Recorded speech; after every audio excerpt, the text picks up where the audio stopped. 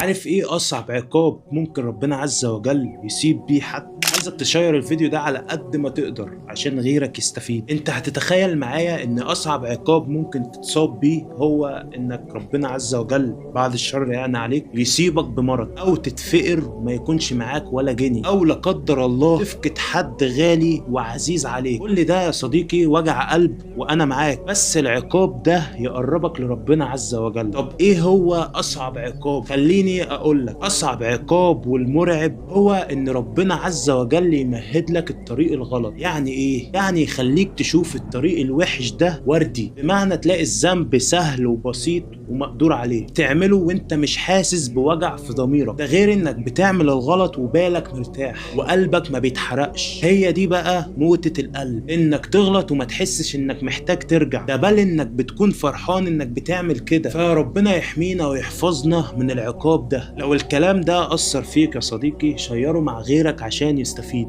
بس كده، سلام.